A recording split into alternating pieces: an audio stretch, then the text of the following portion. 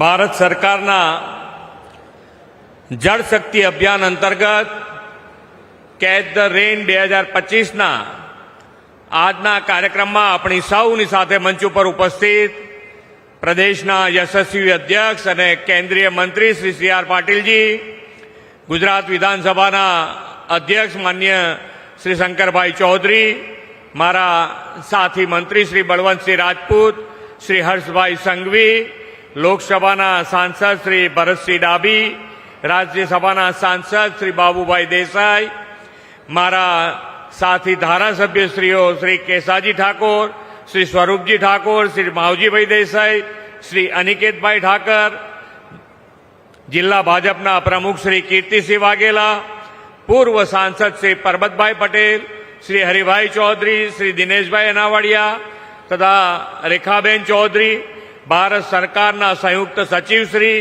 સર્વ અધિકારીશ્રીઓ, આમંત્રિત સૌ મહેમાનો, પ્રેસ મીડિયાના મિત્રો, સૌને મારા નમસ્કાર. હમણાં તો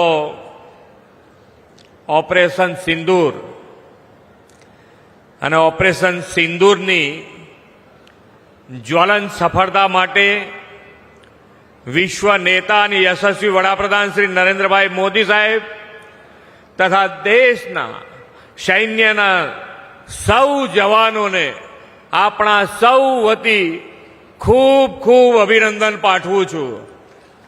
તિરંગો લહેરાઈ શકાય એની અંદર આપણે તિરંગો લહેરાઈને બધાને અભિનંદન પાઠવીએ.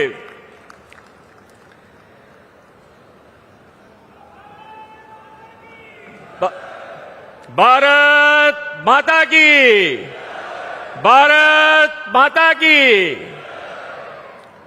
આદરણીય વડાપ્રધાનશ્રીએ જનબળ એટલે કે જનશક્તિને દેશના વિકાસમાં જોડીને અને સૌના સાથ સૌના વિકાસની પરંપરા વિકસાવી છે.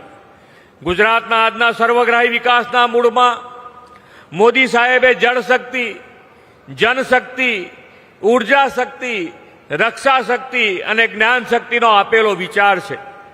આપણે તેમના નેતૃત્વમાં રક્ષા શક્તિની સજ્જતા અને શૌર્યસભર સફળતા ઓપરેશન સિંદૂરથી જોઈ છે.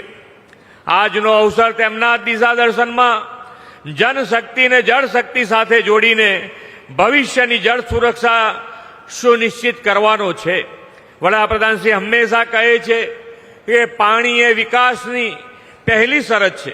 શ્રી નરેન્દ્રભાઈએ જ્યારે મુખ્યમંત્રી પદ સંભાળ્યું ત્યારે ગુજરાતમાં ન તો પૂરતી વીજળી કે ન તો પૂરતું પાણી, આપત્તિને અવસરમાં અને પડકારોને તકમાં પલટાવવાનું સામર્થ્ય શ્રી નરેન્દ્રભાઈએ આપણને સૌને એમાં કેળવ્યું છે. તેમણે જળ સમસ્યાના નિવારણ માટે જનશક્તિને જળ સંગ્રહ, જળ સંચય, ચેકડેમ, બંધારણના વિરાટ અભિયાનમાં જોડી તેના પરિણામે ગુજરાત વોટર ડેફિસિટ સ્ટેટમાંથી વોટર સરપ્લસ સ્ટેટ બન્યું. આદરણીય વડાપ્રધાનશ્રીએ આપણને પાણી આવે તે પહેલા પાળ બાંધવી લેવાની દિશા આપી છે. સમગ્ર દેશમાં ભૂગર્ભ જળ તળ ઊંચા લાવી શકાય તેવા ઉમદા હેતુથી વડાપ્રધાનશ્રીએ 2019માં રાષ્ટ્રવ્યાપી જળશક્તિ અભિયાનનો પ્રારંભ કરાવ્યો છે અને જળશક્તિ મંત્રાલય પણ ગુજરાતના આપણા સાંસદ અને પ્રદેશના અધ્યક્ષ શ્રી પાટીલજીને સોંપ્યું છે અને વડાપ્રધાનશ્રીના માર્ગદર્શનમાં તેમણે દેશભરમાં આ જન ભાગીદારી સાથે આ આંદોલનની શરૂઆત કરી અને આગળ વધી રહ્યા છે. આજનો આ કાર્યક્રમ આપણા જળ સંચયના પ્રયાસો વધુ વેગવાન બનાવવાનો કાર્યક્રમ છે. બનાસકાંઠામાં ભૂગર્ભ જળ તળ ઊંચા લાવવા રાજ્ય સરકારે લગભગ 50,000 રિચાર્જ કુવા બનાવવાનું આયોજન હાથ ધર્યું છે. એમાં બનાસ ડેરીના સહયોગથી 25,000 રિચાર્જ કુવા બનવાના છે. બનાસ ડેરીના આ પ્રતિબદ્ધતા માટે શ્રી આદરણીય શંકરભાઈનો આપણા સૌ વતી ખૂબ ખૂબ અભિનંદન પાઠવું છું. આદરણીય શ્રી મોદી સાહેબે સીમાનું પાણી સીમમાં, ગામનું પાણી ગામમાં તેવા મંત્ર આપીને રાજ્યમાં તમામ સ્તરે જળ સંચયના કામો જન ભાગીદારીથી શરૂ કરાવ્યા હતા. ચોમાસામાં વહી જતા પાણીને અટકાવીને પાણીને જમીનમાં ઉતારીને ભૂગર્ભ જળસ્તર ઊંચા લાવવા, સિંચાઈ વ્યવસ્થા વધુ સુદૃઢ કરવા, ખેત ઉત્પાદનમાં વધારો કરવાના મુખ્ય ઉદ્દેશ સાથે આપણે ગોવા રિચાર્જ નિર્માણ માટેનું અભિયાન શરૂ કર્યું છે.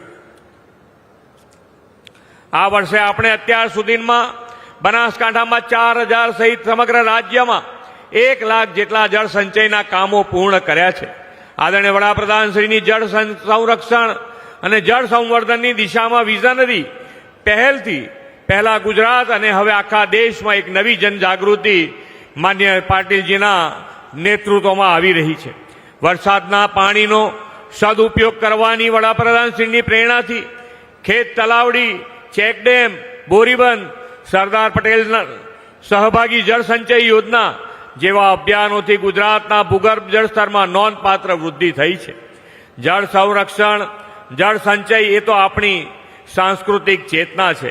આપણી સનાતન સંસ્કૃતિમાં પાણીને પરમેશ્વરનો પ્રસાદ અને નદીઓને માતાનું સ્થાન મળ્યું છે. 2500 વર્ષ પહેલા મહાવીર ભગવાને કીધેલું કે પાણીને ઘીની જેમ વાપરજો. આજે આપણને ખ્યાલ આવે છે કે પાણીની શું કિંમત છે.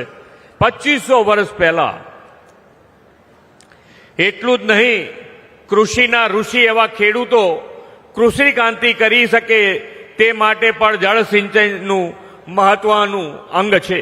રાજ્યમાં પૂરતું પાણી મળવાથી ખેતી અને ખેત ઉત્પાદન પણ વધ્યા છે. આપણે ખેતીની વધુ સુદૃઢ બનાવવા રાસાયણિક ખાતર મુક્ત ખેતી, પ્રાકૃતિક ખેતી પર ફોકસ કર્યું છે. રાસાયણિક ખાતરના ઉપયોગથી જમીન અને માનવીનું બંનેનું સ્વાસ્થ્ય બગડી રહ્યું છે. આજે નાની વયે બીપી, સુગર, હાર્ટ એટેક જેવી ગંભીર રોગોના પ્રમાણ ખૂબ વધી રહ્યા છે. વડાપ્રધાનશ્રીએ આ સ્થિતિ સુધારવા માટે બેક ટુ બેઝિકનો મંત્ર આપ્યો છે. આદરણીય રાજ્યપાલશ્રી તો પ્રાકૃતિક ખેતીને સંપૂર્ણ સમર્પિત છે અને તેનો વ્યાપ વધે તેના માટે તેઓ સતત પ્રયત્નશીલ છે અને પ્રાકૃતિક ખેતીને તેમણે જન આંદોલન બનાવી દીધું છે. તેમના સઘન પ્રયાસોના કારણે રાજ્યમાં લગભગ 10 લાખથી વધુ ખેડૂતો પ્રાકૃતિક ખેતી તરફ વળ્યા છે. વડાપ્રધાન શ્રી નરેન્દ્રભાઈ મોદીએ વિકસિત ભારત માટે પ્રાકૃતિના સંરક્ષણને, રાષ્ટ્ર પ્રેમને, જનજાગૃતિને અને ભવિષ્યની પેઢી પ્રત્યેની જવાબદારીને પણ જોડતા સંકલ્પો આપણને આપ્યા છે. પર્યાવરણને અનુકૂળ રહીને સર્વાંગી વિકાસનો માર્ગ ચીંધી તેમને જળ સંચયની સાથે ગ્રીન કવર વધારવા માટે એક પેડ માં કે નામ જેવા જન અભિયાન શરૂ કરાવ્યા છે. એમાં પણ આપણા અધ્યક્ષ શ્રી શંકરભાઈ હમણાં કહેતા હતા એ પ્રમાણે સીડ બોલ બનાવી અને ડુંગરો પણ કેવી રીતે હરિયાળા બને એના માટેનો પણ એમણે ખૂબ સારો પ્રયત્ન કર્યો છે અને એનું પરિણામ પણ આપણને જોવા મળ્યું છે. એના માટે પણ આપ સૌ એમને વધાવો તાલીઓ પાડીને. વોકલ ફોર લોકલના મંત્રથી સ્વદેશી ઉત્પાદનોને વેગ આપવાનો રાહ પણ વડાપ્રધાનશ્રીએ ચીંધો છે. પ્રાકૃતિક ખેતી અપનાવી ભવિષ્યની પેઢીના સ્વાસ્થ્યને જાળવવાની દિશા પણ તેમણે દર્શાવી છે. આવા સંકલ્પો દ્વારા વિકસિત ભારત 2047નું નિર્માણનું તેમણે આહ્વાન કર્યું છે. આજનો આ જળ સંચય માટેનો આપણો પ્રયાસ આવનારી પેઢીને વધુ જળ સુરક્ષા પૂરી પાડશે એવા વિશ્વાસ સાથે વિરમું છું. ભારત માતા કી જય. વંદે માતરમ. જય જય ગરવી ગુજરાત.